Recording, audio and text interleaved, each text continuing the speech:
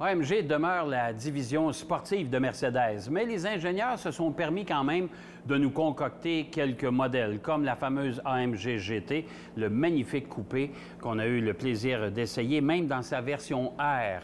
Alors, une voiture qui sortait de l'ordinaire, bien sûr, mais les ingénieurs ont poussé l'aventure plus loin en présentant une version berline de ces sportives, et c'est l'AMG GT qui se décline en version 63 ou en version 53. C'est le modèle que nous avons à l'essai cette semaine.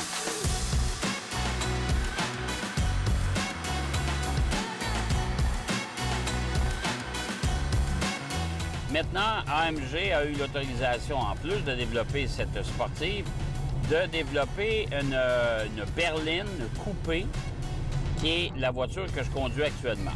Bon, sur le plan du style, ce que je pourrais lui reprocher, je trouve qu'elle s'apparente un peu trop à la belle CLS de chez Mercedes. Et je l'habillerais d'une autre couleur que ça à l'extérieur. Elle est comme Bourgogne, foncée. C'est pas, en tout cas, c'est pas ma couleur préférée.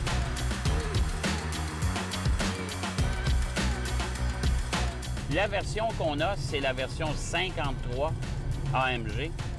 53, c'est un V6 turbo-compressé qu'on a sous le capot. La sonorité n'est pas ce qui est de plus enlevante de ce moteur-là, mais il reste malgré tout que les performances sont plutôt intéressantes. Les accélérations, les reprises, tout est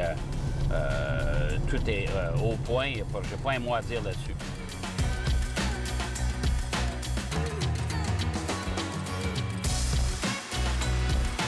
Si on parlait de la présentation intérieure maintenant, évidemment, les sièges blancs comme ça et le volant, c'est blanc ou blanc-gris très pâle.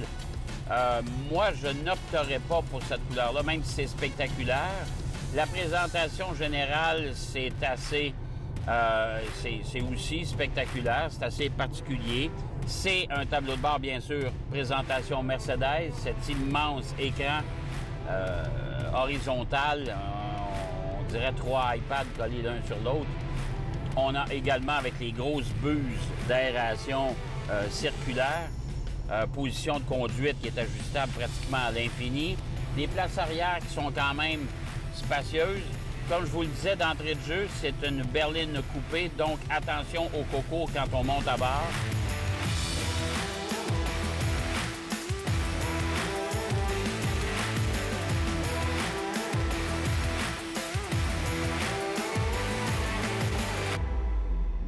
La version 53 AMG, c'est peut-être moins exhaustif que la version 63 avec ses 801 chevaux, mais c'est malgré tout une voiture agréable, amusante à conduire, qui a beaucoup de caractère. Cependant, il faudra bien sûr débourser au-delà des 120-130 000 $ pour s'en procurer une, surtout avec la liste d'options qui vient l'accompagner. Mais chose certaine, Mercedes et sa division AMG ont visé dans le mille avec cette voiture-là.